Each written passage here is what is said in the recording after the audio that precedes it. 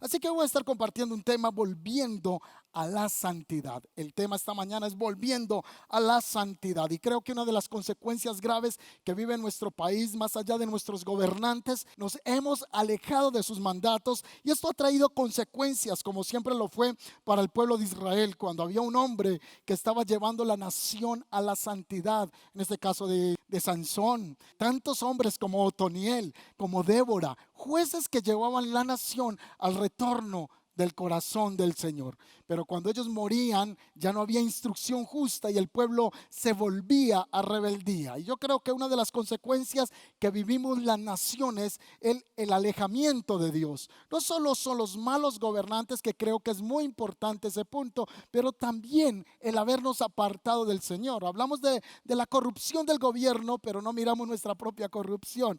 Nos encanta señalar la corrupción del político, pero como cristianos somos corruptos porque hemos robado a Dios. Sabemos que debemos apoyar la obra del Señor y dar y servir al Señor, pero hay corrupción porque nos quedamos con lo que no nos pertenece, con lo que le pertenece a Dios. Somos corruptos cuando hablamos de nuestro hermano, somos corruptos cuando hablamos mal del pastor, somos corruptos cuando toda instrucción que se da en una congregación, el hermano X o Y dice: es que a mí no me parece, es que yo no estoy de acuerdo. Y no es porque no tengas criterio, ni yo tenga criterio, ni podamos hacer una justa autocrítica de nuestro comportamiento o nuestra función en el cuerpo. Pues estoy yendo más allá, estoy yendo con actitudes negativas, estoy yendo con actitudes de rebeldía a lo que siempre le estamos haciendo la oposición, estamos deteniendo el criterio y en este caso a lo que ya el Señor ha dicho. Así que la corrupción comienza desde nuestras propias mentiras. La corrupción comienza cuando llegas al trabajo y dices que llegas tarde porque se le pincharon las llantas al metro. La corrupción comienza desde que estamos en esas actitudes que consideramos mínimas, pero que la Biblia llama las pequeñas zorras, que hay que cazarlas. Así que si vamos a ir a buscar justicia en las calles, si vamos a buscar que se haga justicia en la nación, recuerda que nuestro corazón tiene que andar en justicia para con Dios. Recuerdo algún tiempo cuando escuché una hermana intercesora, eso no pasó en esta iglesia, hace años escuché a alguien que subía a orar, a hacer guerra espiritual en contra de un demonio en un cerro, y otro pastor se la encontró y le dijo: y hermanita, ¿usted qué hace acá? Y ella dijo: estoy aquí orando, reprendiendo al diablo, porque le dije a mi pastor y no me dio permiso, pero yo me vine para acá, porque si él no quiere, yo vengo. Bueno, primero que ya está bajo su propia autoridad, no se sometió a la autoridad. Y si yo no sé respetar la autoridad, entonces ¿con qué nivel de autoridad le voy a echar fuera a otro un demonio? Así que tenemos que estar en ese orden. Así que cuando hablamos de lo que vivimos, es una nación que se ha apartado de la santidad. Y este mensaje hoy no se quiere tocar. El tema de la santidad en las congregaciones, muchos no lo quieren escuchar, otros quieren detenerlo, otros no quieren mencionarlo, pero en este mes estaremos hablando acerca de volver a la santidad. Y la santidad no tiene nada que ver con el corte del cabello. La santidad no tiene que ver si se pone un pantalón o no se pone un pantalón, como me tocó a mí cuando estaba pequeño. La santidad no tiene nada que ver con que el pastor debe ponerse corbata para predicar. La santidad no tiene nada que ver si me maquillo o no me maquillo. Recuerdo predicaciones de hace años de ministros que escuchaba enseñar lo siguiente: esas hermanas que se pintan el rostro como guacamayas, decía él, como pájaros exóticos. Pero yo creo que más bien ese hombre era un falto de respeto. Por eso los esposos tienen que decirle a la esposa: organízate, porque no te organizan. Pero muchos creen que la santidad tiene que ver con no maquillarse, otros creen que la santidad tiene con no afeitarse. Así que una hermana, con todo respeto, si alguna me ve aquí en este momento y tiene sus piernas en estos momentos así de esa manera, me disculpa y no voy en contra de eso, pero hablo que crecí en congregaciones donde una mujer no podía arreglarse los pies, así no podía afeitarse. Así que cuando abrazaba al esposo, el esposo parecía que estuviera abrazando las piernas de un oso, porque la mujer no se podía cortar, no se podía organizar sus piernas, porque era pecado, era vanidad. Otros no podían practicar deporte. Yo crecí escuchando, pequeñito, muy pequeño, escuchando a un pastor que en ese entonces estaba pastoreándome decir que el fútbol, era del diablo. Por eso yo hasta el día de hoy nunca he ido a un estadio, a un partido de fútbol, porque yo crecí creyendo que ir al fútbol era pecado. Volveré a los estadios ya quizá a predicar o esperar un buen partido para que alguien me invite y pueda tener esa experiencia. Crecí creyendo que eso era pecado, que eso era no ser santo. También recuerdo que no podía ponerme tenis porque los tenis era de gente que no era tan santa. Así que mi pastor, cuando yo era chiquito, no estoy hablando de mi suegro, fue antes de llegar a la congregación, tuve otro pastor que para ir donde fuéramos tenía que ser de zapatillas. Lo recuerdo ver en las integraciones de la iglesia jugar fútbol de zapatillas. El balón quedaba pero repinchado. Estaba lleno de puntazos de punta de zapatillas de cristianos ahí jugando, pero era la manera que se creía que se debían dar. Usted se ríe, pero muchos saben que nos tocó vivir esta situación así. Muchos se ríen, pero saben que hace años no podía ponernos una gorra porque eso era feo, era indecente. Es más, entrar a la iglesia de gorra era una falta de respeto, era falta de santidad. Y esas enseñanzas se fueron encarnando, se fueron haciendo una con nosotros, una con nuestro corazón, y creíamos que eso era santidad. Así que la doctrina secular particular, la idea de hombres, fue formando una modelación de idea de santos. Así que el santo era el que se peinaba de lado, santo el que andaba de zapatillas, de pantalón y una buena corbata.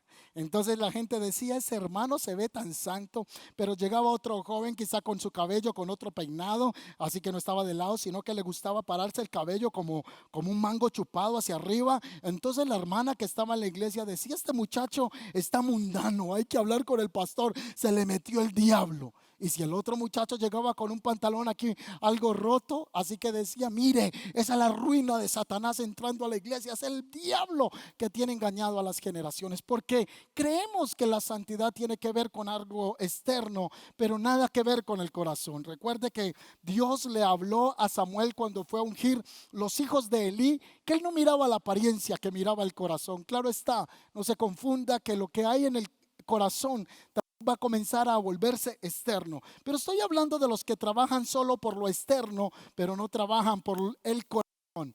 Recuerde que Jesús dijo y los comparó como a sepulcros blanqueados. ¿Cómo es un sepulcro? Por fuera está lleno de flores, está bien presentado, pero nadie quisiera abrir una tumba, nadie quisiera entrar a un sepulcro porque lo que hay allí es pudrición, gusanos, carne podrida. Nadie quiere ver lo que hay dentro. Pues ese es el símil, la comparación, la figura que usó Jesús para hablar acerca de la incoherencia que tenían los fariseos acerca de la santidad. Santidad no tiene nada que ver con eso. El profeta Jeremías, hablando de esta temática, de la tremenda intención del corazón, de cómo el corazón es tan complejo, expresa lo siguiente.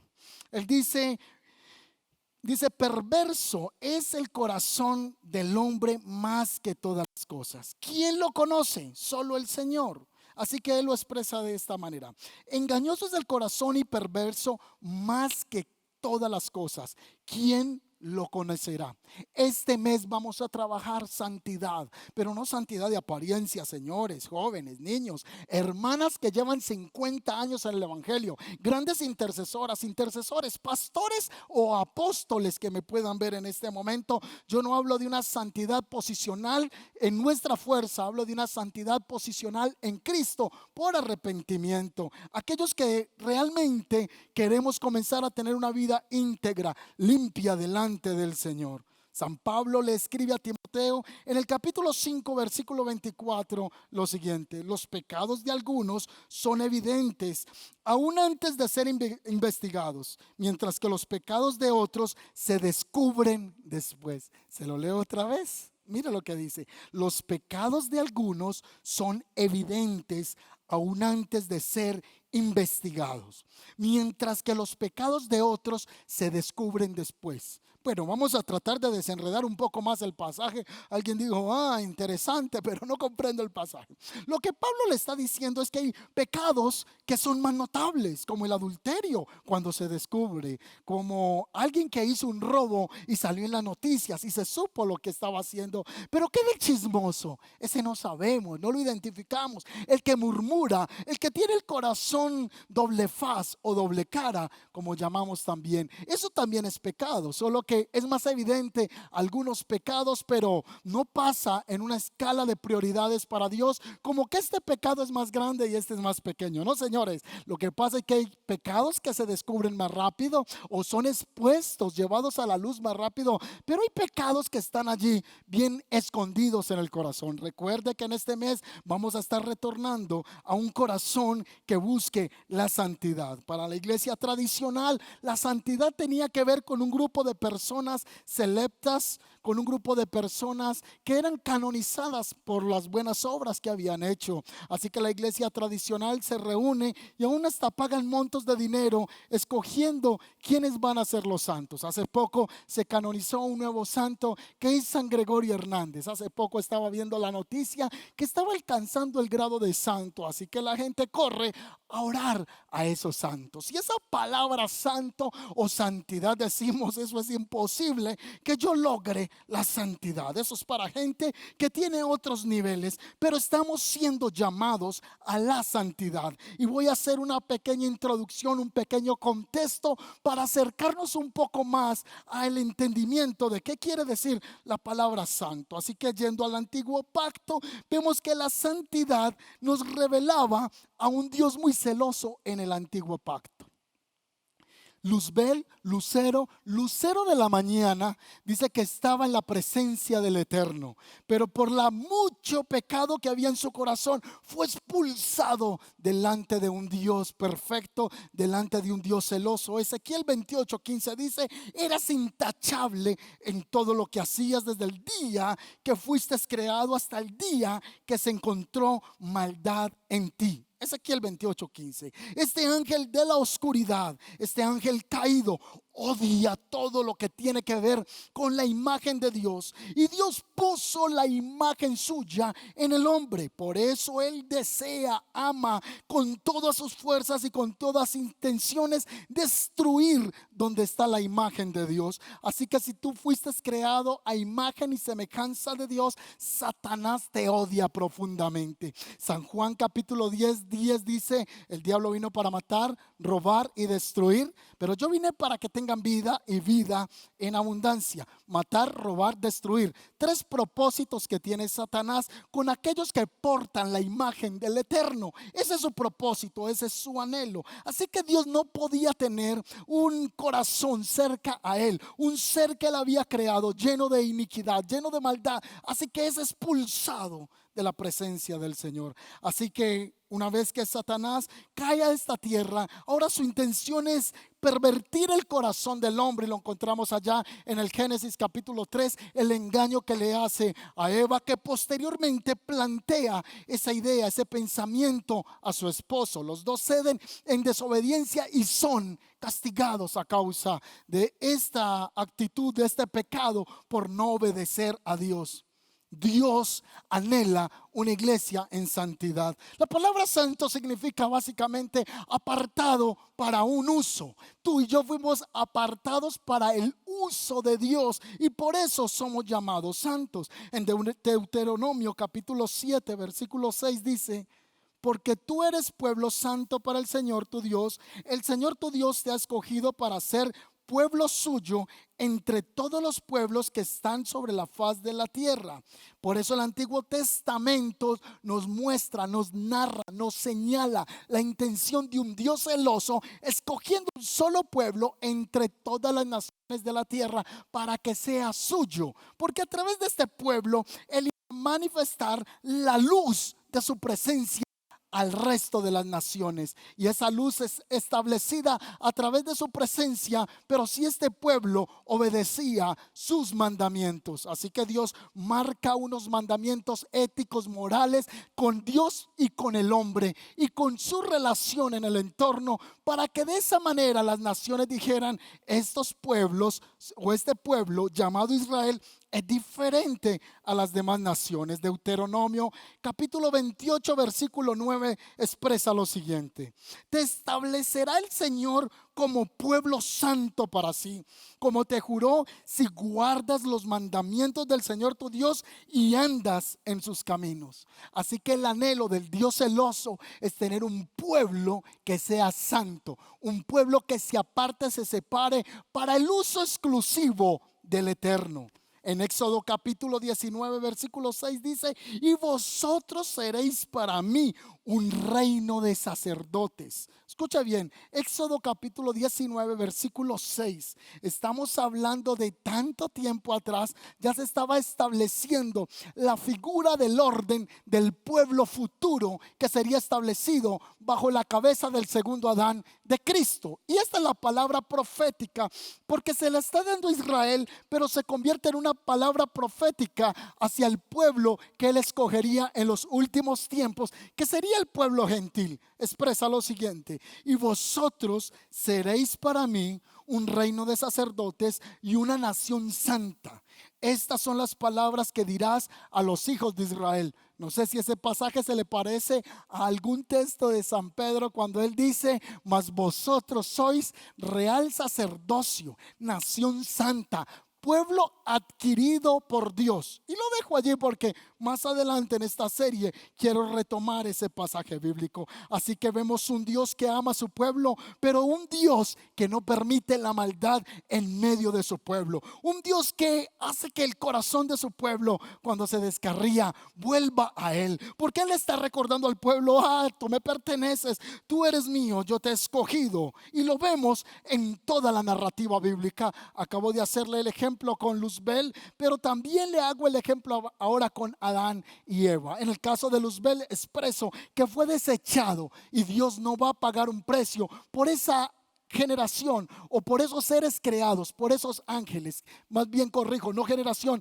sino por esos seres creados por él. Ahora Dios va a trabajar con el hombre a partir de haberse separado de él allá en Huerto de Edén. Y Dios comienza a acercarse al pueblo, pero comienza a castigarle y a mostrarle su maldad. En el caso de Caín, cuando mató a su hermano, una señal lo seguiría en su frente todos los días de la vida, recordándole que había asesinado a su propio hermano por envidia. En los días de Noé dice que todos se alejaron de Dios y solo había una familia, un hombre perfecto, un hombre que estaba viviendo con temor para el Eterno, y ese se llama Noé. Así que Dios le da una tarea, una consigna, una labor grande en su generación, y era el construir una gran embarcación, un transatlántico. Noé nunca ha visto llover, nunca ha visto una inundación, no tiene una referencia para hacerlo, pero Dios se le revela con planos, medidas y con qué tipo de madera haría esa embarcación. Claro está, la comunidad que le rodeaba se estaba burlando del pobre viejito. ¿Cómo Noé se te corrió la teja, como dicen los muchachos? Otros dicen se le corrió el champú. Otros dicen se enloqueció este pobre viejito. ¿Cómo es posible que va a llover si nunca ha llovido? Y dice la Biblia que era que en la antigüedad había un rocío que se levantaba de la tierra hacia arriba, y de esa manera era regada la tierra. Pero Dios le dijo: vendrá destrucción a esta generación porque no soporto la maldad de este pueblo. Y efectivamente Dios castigó la generación de Noé, pero Noé halló gracia juntamente con sus hijos y con su familia. Dios les preservó del castigo. Dios es un Dios santo, y Dios está llamando a la iglesia a la santidad. Dios me está llamando a mí a la santidad, y fuimos llamados para guardarnos para con Dios. En los días de Sodoma y Gomorra, recuerdan ese pasaje bíblico, Abraham tiene que venir a interceder por toda la generación, y le está diciendo: por favor, Dios, no destruyas a Sodoma y Gomorra. Si tan siquiera hay 50 justos, 45 justos. Y se fue bajando porque no habían justos en su generación. Solo quedaba un hombre allí llamado Lot, y él intercede por Lot, y Dios lo guarda de destruirlo juntamente con su familia, dando el caso que quedó por fuera de rango su esposa porque quería volver atrás, y la instrucción es: no vuelvan atrás. Dios llama a la santidad. Hoy queremos tener un evangelio así como revuelto, y yo creo que como paisas pueden entender este ejemplo. Queremos tener un evangelio sancocho. Si alguien nos está viendo en otro país dirá: ay, sancocho, ese pastor está enredado. Pues quiero hablarlo. Está el sancocho, lo entendemos aquí en Antioquia, revuelto. Si estás en España, yo no sé si sería el ejemplo, se me va el nombre, este plato que es con arroz. La paella está todo revuelto, hay arroz, tenemos calamares, pulpo, tenemos una cantidad de revueltos allí, el ceviche bien revuelto. Y así queremos el evangelio, queremos como algo revuelto, algo que queremos nosotros combinar y decir: pero yo no creo que esto sea tan malo, yo no creo que emborracharme de vez en vez pues sea malo, yo no creo que fumarme un solo cigarrillo pues sea malo, o fumarme un tabaco sea algo malo, o si voy a la iglesia y el fin de semana hay una protesta, yo no le veo nada de malo ponerme una capucha y salir a prender en la calle fuego, tirar piedra. Al fin y al cabo estoy hablando por los indefensos, estoy levantando la voz por los que no tienen voz, y tratamos de justificar nuestra rebeldía. Pues eso es lo que el Señor le está hablando al pueblo de Israel. Yo quiero que sea una nación separada para mí, una nación exclusiva para mí. Dios está llamando a la iglesia a no sancocho, a no paella, a no revuelto. Me estoy haciendo entender. No pienses que con el Señor podemos revolver todo. El Señor es celoso. Bueno, le hago un ejemplo acá. Alguna chica que me está viendo ahí en la internet, quiero hablarle aquí a esta cámara. Alguna mujer que está en el internet dice: yo quiero compartir mi novio con 5 mujeres más. Ay, el hombre que escuche eso, yo no sé si le acepte eso y diga: mi amor, no me obligue a eso, no me obligue. Pero alguna mujer dice: no, que te quiero compartir con 5 mujeres más. No, las mujeres dicen: tú eres mío. Y como dice esa canción, ese hombre es mío. Bueno, algo así dice la canción.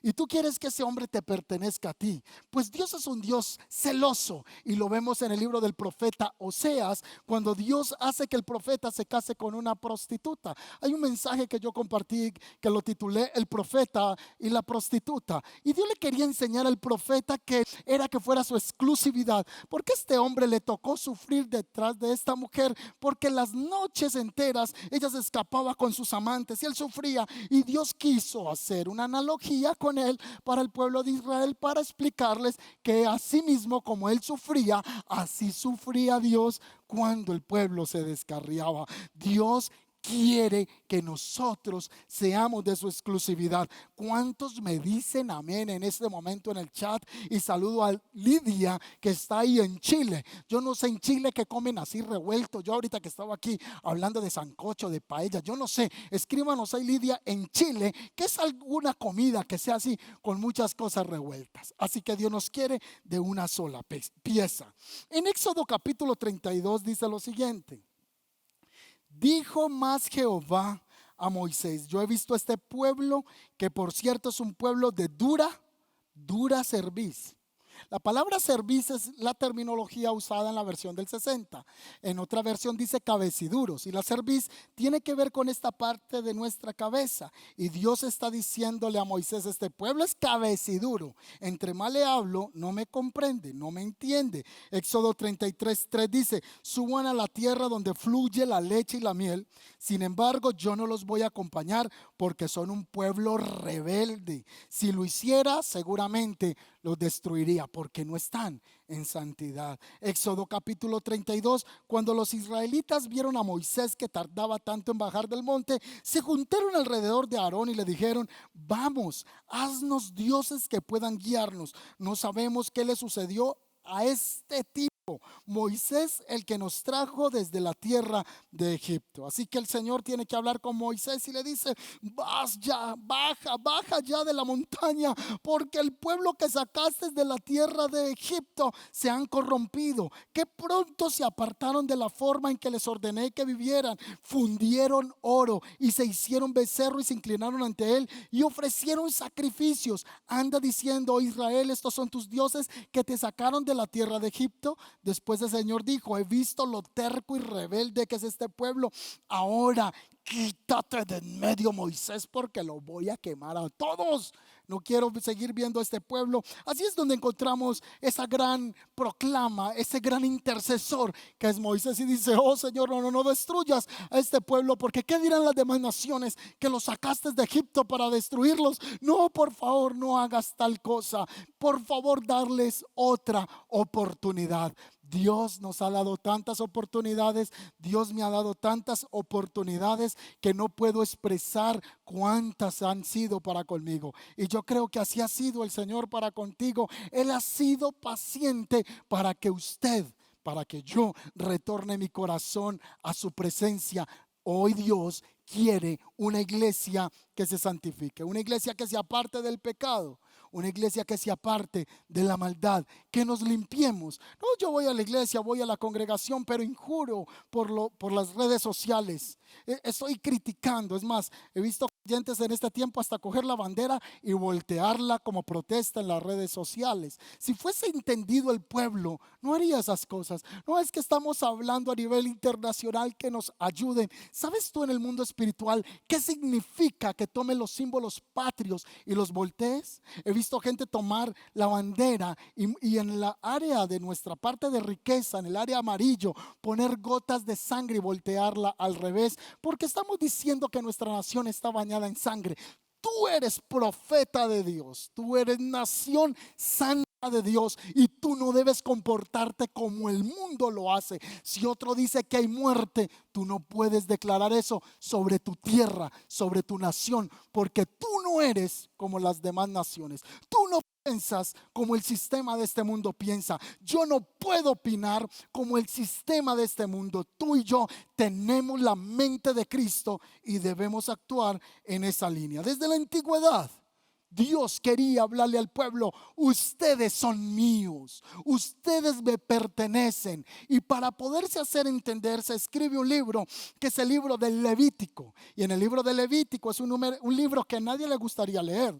Es un libro ceremonial, es un libro que habla acerca de qué hacer y qué no hacer para acercarse al Señor, qué cosas tenían que hacerse en las ofrendas, cómo se debían trabajar. Por ejemplo, en ese libro ceremonial, que es el libro de Levítico, se habla que el hombre que tenía flujo de semen no podía acercarse al lugar de adoración, que la mujer que había tenido periodo menstrual no podía acercarse a Dios. Y vas a encontrar en muchos pasajes que tiene que ver en la manera que el hombre tenía que acercarse delante del Señor. Alguien me dice: entonces el día que tenga flujo de semen no puedo acercarme al Señor. O alguien está diciendo: ¿qué es esta enseñanza? Si me viene el periodo menstrual no puedo ir a la iglesia. No me confunda. Le estoy diciendo que en el antiguo pacto hay un libro ceremonial y que Dios le mostraba al pueblo cómo debía acercarse para él, pero es una figura de lo que sería el nuevo. Lo que está hablando el Antiguo Testamento es que el hombre debía comprender que a quien se acercaba era un Dios santo. Y en el nuevo pacto, para entender nosotros cómo acercarnos ante un Dios 3 veces santo, como es llamado, solo lo podemos hacer por medio de Jesucristo. Tú y yo venimos a Él sucios, pero necesitamos la limpieza, porque el pecado nuestro nos ha separado del Señor. Así que usted va a encontrar textos como que el leproso no podía acercarse al lugar de adoración. De hecho, tenía que ser evaluado por el sacerdote, y hay una cantidad de recomendaciones para el sacerdote tipo clínicas o médicas. Así que el sacerdote también hacía figura como de médico, porque tenía que acercarse el que tenía una mancha en la piel, y el sacerdote lo miraba y empezaba a inspeccionar si eso que tenía en la piel era un inicio de lepra o qué tipo de alergia tenía. Y habla allí en el libro de Levítico hasta de 3 niveles, cómo en la piel se iba a comprobar si podía presentarse delante de Dios o no. Todas estas cosas son figura del pecado. Por eso la lepra representa el pecado. Cómo el hombre debía acercarse a Dios. Quien era escogido, separado para Dios, tampoco podría haber tocado cosas muertas o cosas muertas, porque hablaba de la impureza. Todas estas ceremonias, le hablo una vez más, muestra cómo debían ser tratadas esas impurezas, y que éstas apuntan a una sola cosa: el pecado en el hombre, y que éste debía estar seguro de purificarse para acercarse al Señor. Recuerda la tarea del sumo sacerdote. El sumo sacerdote no podía entrar impuro en el lugar santísimo, porque si entraba impuro, caía muerto al instante, era rechazado de la presencia de Dios. Hoy, la iglesia, tenemos que volver al mensaje de la santidad. Dios está llamando a un pueblo santo, y no lo estoy poniendo a usted de juez ahora y diciendo, sí, ya vio la foto que puso la hermana en el Instagram, ya tómele foto y mándesela al pastor, porque a mí me mandan hasta fotos de muchos de ustedes que la ponen en Instagram y me dicen, mire su líder lo que pone, y si no sabía, aprovecho y le digo, ajá, ¿cómo le parece? Cada rato me llegan fotos de hermanas que se entran a su Instagram y me las mandan y me dicen, vea, esa es la líder Julano, ese es el líder. Ah, para que vayan sabiendo que nos están viendo. Tenemos que saber qué publicamos, pero que tampoco vamos a ser los jueces de qué hace o qué no hace el hermano. Esto debe ser un compromiso con Dios. Y para ir aterrizando el mensaje a lo que quiero llegar, voy a expresar un suceso que ocurre en el llamado de uno de los el primer rey de Israel. Él se llama Saúl. 40 años gobierna Saúl. No le gustaba hablar en público, se sentía menos, aunque la Biblia dice que de hombros hacia arriba era el más alto en todo el pueblo de Israel. O sea, el tipo tenía tremenda espalda. Si a alguna muchacha aquí le gustan los hombres con espalda grande, este era espalda de volteador. O sea, el tipo tenía tremenda espalda, porque eso es lo que dice la Biblia, era apuesto, era hermoso. Y Dios le da una comisión después de ser rey, allá en el libro de Samuel, en el capítulo 15, y es destruir a los amalecitas. Así que el Señor le dice por medio del sacerdote Samuel, vas a ir y vas a destruir a Amalec y todo lo que tiene Amalec. Vas a destruir sus hijas, sus hijos, su ganado, todo lo vas a acabar. ¿Por qué he determinado traer juicio sobre la casa de Amalec? Por habérsele opuesto a mi pueblo cuando iba camino en el desierto. Él ha traído una maldición que yo debo cobrar en este tiempo. Y Dios comisiona a Saúl. Así que Saúl se va hacia Amalec, y cuando llega a ese lugar comienza a ver las vacas gordas, las ovejas gordas, pero habían vacas flacas, habían ovejas flacas, y la oveja flaca la mataba. La vaca flaca la mataba, pero salía una vaca. Yo sé cómo, no sé cómo hacen las vacas ahí, ¿verdad? Y se hace la vaca mu. Yo creo que hice como un chivo, yo no sé cómo hice. Así que la vaca hacía, ¿cómo hace la vaca? Mu. Pero una vaca gorda, cachetona, así acuerpada, que daba mucha leche. Y él dijo, esto es un desperdicio, sáquela a un lado, esta tenemos que guardarla. Y así comenzó a sacar las vacas y las ovejas mejorcitas y se las llevó para la casa. Y cuando llegó a la casita estaba feliz. Viene el Señor y le habla a Samuel y le dice, Samuel, Samuel, cómo me pesa haber puesto por rey a Saúl. No he hecho conforme yo le he indicado, pero ya he tomado decisión de que otro tome su lugar. Así que el profeta comienza a llorar, se siente redarguido por el comportamiento de Saúl y va a hablarle, a confrontar lo que él ha hecho. Y cuando se acerca a Saúl, ¿sabe qué le dice Saúl al profeta? He hecho conforme Dios me ha dicho.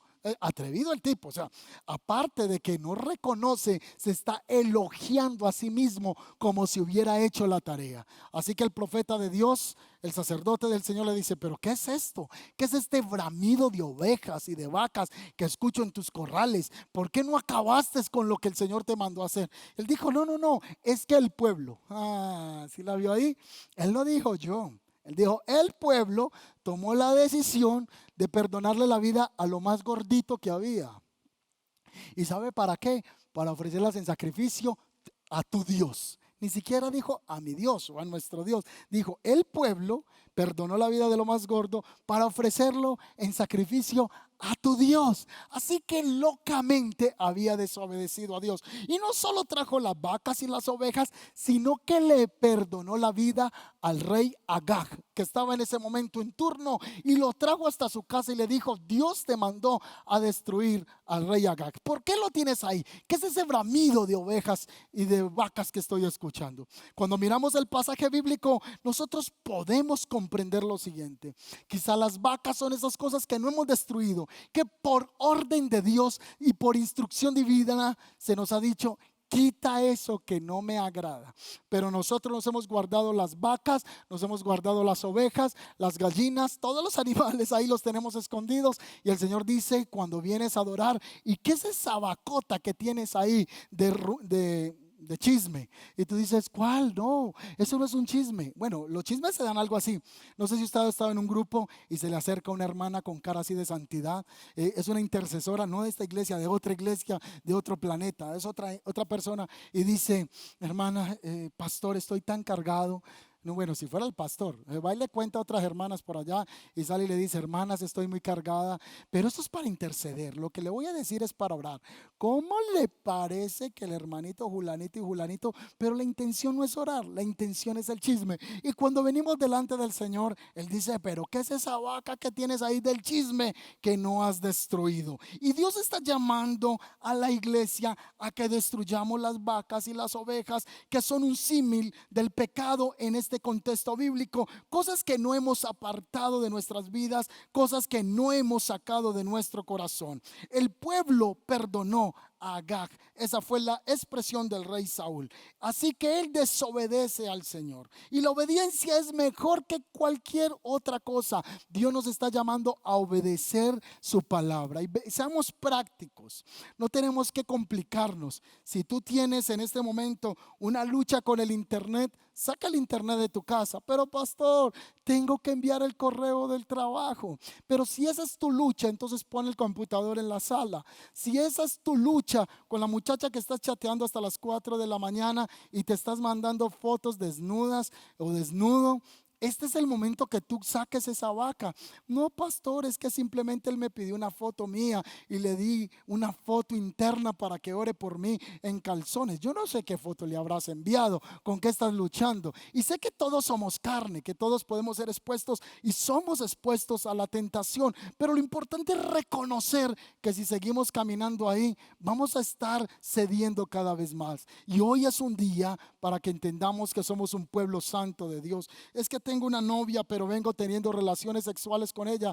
Y este es el día que tú debes decirle a la chica, yo no puedo seguir visitándote porque cuando te veo con ese cabello, cuando te veo con ese traje, es que todo se me pone en aceleración, me da taquicardia porque el corazón se me acelera y yo no quiero desagradar a Dios. Vamos a aplicar aquí la ley del distanciamiento social. Así que tú en tu casa y yo en la mía. No, quédate para que no te contagies. No, déjame, me voy porque si me quedo me contagio contigo de pecado. Este es el tiempo de tomar decisiones. Es que yo mientras enseño esto, tú sabes qué es lo que tienes que hacer. Yo sé qué es lo que tengo que hacer. Así que mata esa vaca, mata esa oveja que te está trayendo corrupción a la vida. Dios le dice a Saúl, es mejor la obediencia que los muchos sacrificios. Y mira este pasaje bíblico.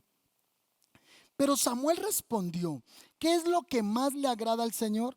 ¿Tus ofrendas quemadas y sacrificios o que obedezca su voz? Escucha, la obediencia es mejor que el sacrificio y la sumisión es mejor que ofrecer grasa de carneros. Ayúdenme por favor a entender el versículo 23. La rebelión es tan pecaminosa como la hechicería. Se lo repito, la rebelión es tan pecaminosa como la hechicería. En otras palabras, el rebelde es hechicero.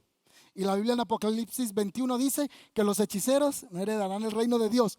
El rebelde es un hechicero delante de Dios. Así que si aún en este tiempo nosotros no sabemos manifestarnos ante el gobierno, sino que nos vamos en rebeldía y nos dejamos permear por ideas que son de rebeldía, por más cristiano que seas, cante y te encante la justicia social, porque ahora es que nos volvemos los más bíblicos. O sea, no nos congregamos, no somos justos en la iglesia, pero ahora somos los más justos defendiendo al pobre supuestamente. Ojalá eso sí sea real, ojalá esa sea una intención genuina del alma. Pero si eso es rebeldía genuina, si lo que quieres es hacer daño, entonces claro que eso no existe en este chat en este momento. La Biblia nos llama que somos unos hechiceros. Y hay otra comparación con otro pecado que está allí mencionado, y es la terquedad es tan mala como rendir cultos. El terco es igualito al idólatra. Así que es lo que el Señor le está diciendo a Saúl. O sea, esto es fuerte, esto es una bomba, tremendo. Y por último, la falta de santidad pone en juego la unción. Dios desecha a este hombre de su presencia y Dios nos está llamando a la santidad. Por cuanto has rechazado el mandato del Señor, Él te ha rechazado como rey. Primera de Pedro dice, no vuelvan atrás a su vieja manera de vivir. con el fin de satisfacer sus propios deseos. Antes lo hacían por ignorancia, pero ahora sean santos en todo lo que hagan, tal como Dios, quien los eligió, es santo. Sean santos porque yo soy santo. Recuerden que el Padre Celestial, a quien ustedes oran, no tiene favoritos. Hay gente que dice, yo soy el favorito de Dios. Él dice, no, yo no tengo favoritos, tengo íntimos, porque está diciendo, sea santo. Así que el mandato es a la santidad. Dios está llamando a la iglesia a buscar la santidad.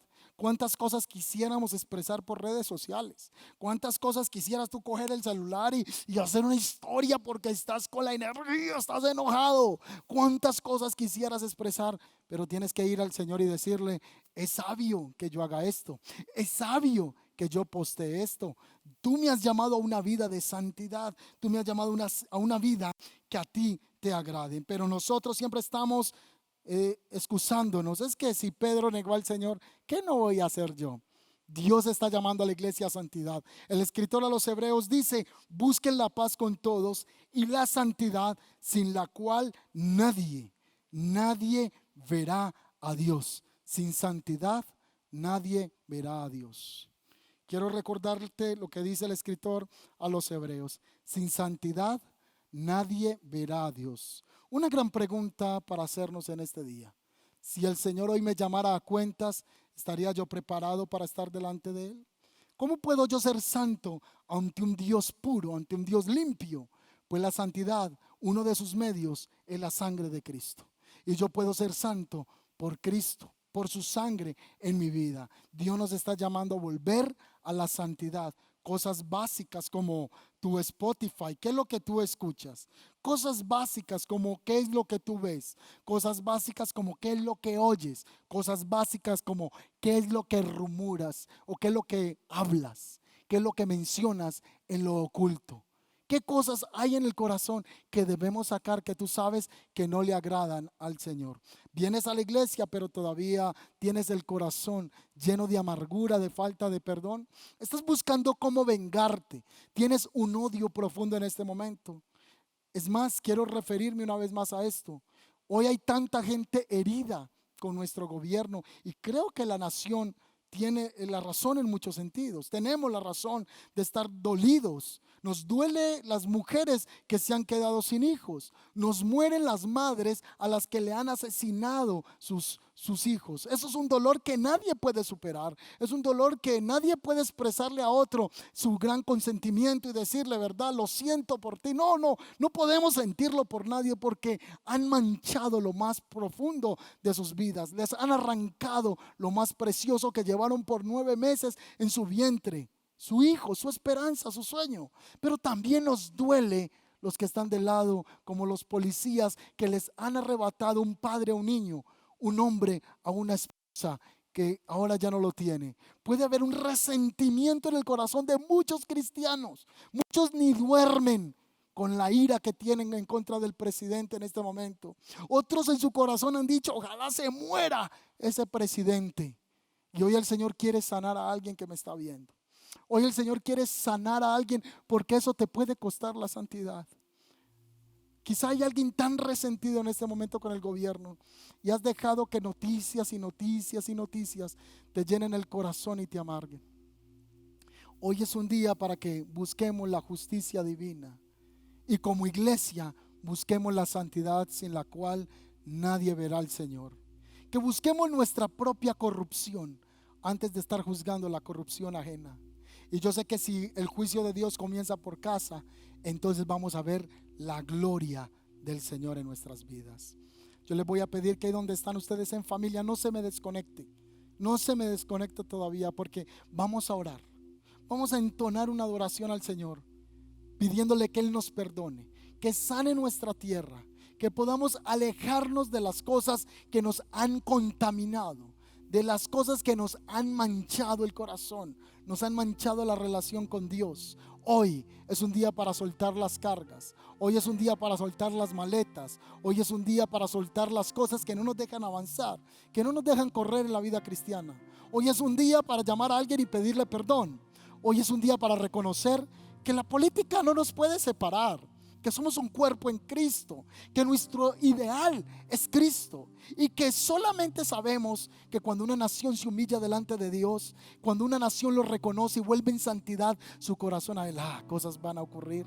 Que Isaías 7:14 no está escrito para los gobernantes, que Isaías 7:14 está escrito para el pueblo de Dios, y tú eres el pueblo de Dios, yo soy el pueblo de Dios. Más bien, venga, juntémonos en un espíritu. Vamos a clamar en unidad para que el Señor restaure nuestra tierra.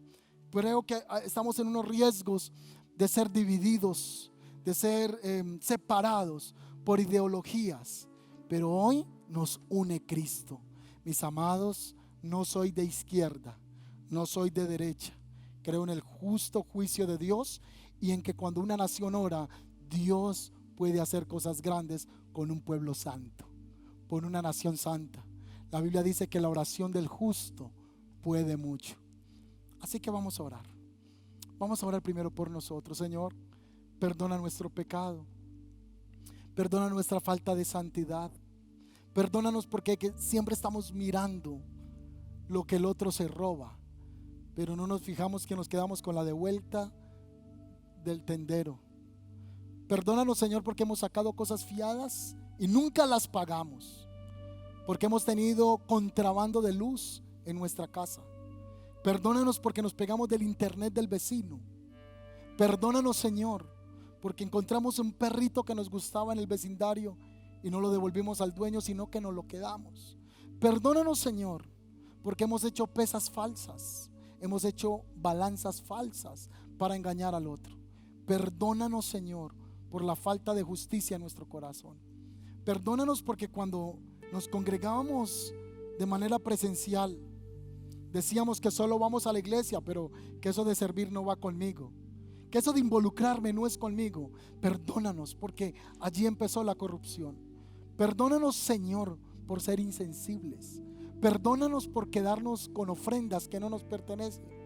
Perdónanos, Señor, porque sabemos que debemos dar para tu casa, pero no lo hacemos. Somos corruptos del alma, corruptos del corazón.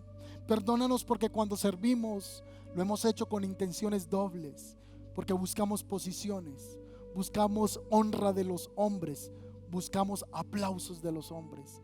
Perdónanos, Señor, porque impíamente nos hemos alejado de ti. Perdona la murmuración de mi boca. He murmurado, he criticado a mi pastor, he criticado a mi mentor, he sido resentido con el liderazgo, he andado criticando todas las cosas en muchas ocasiones. No he sido sincero, no he sido franco, no he sido una persona que confronte las situaciones, no he sido la persona que vaya a la raíz. Perdóname porque he sido cizañero, porque he sido cizañera cuando he hablado mal de otra persona. Perdóname, Señor, porque sabiendo hacer lo bueno no lo hago. Perdónanos, perdónanos, Señor, perdónanos, Señor. Arranca la raíz de la maldad de nuestro corazón, arranca la iniquidad de nuestra vida y danos un corazón nuevo, como lo dice el profeta Ezequiel en el capítulo 36. Les daré un corazón de carne y les quitaré el corazón de piedra, y haré que anden en mis estatutos, en mis leyes. Perdona, Señor, los jóvenes de la iglesia por la fornicación. Perdona la pornografía en la iglesia. Perdónanos, Señor, por contaminarnos con pornografía auditiva, pornografía visual. Perdónanos, Señor. Perdónanos, Señor. Perdona el adulterio de la iglesia. Perdónanos, Señor, porque hemos sido adúlteros en práctica o adúlteros de corazón, adúlteras de corazón. Perdónanos, Señor, por el robo. Perdónanos, Señor, por la murmuración. Una vez más, perdónanos. Perdónanos por hablar mal. Perdónanos porque siempre pensamos mal de la gente y nunca pensamos bien. Perdona la iglesia. Perdónanos, Señor. Este es un momento de humillación. Que la santidad de Dios nos envuelva. Que la santidad de Dios llene nuestras vidas. Este es un momento para pedirle al Señor que su santidad nos envuelva. Gracias, Señor. Vamos a adorar al Señor juntos en este momento. Y por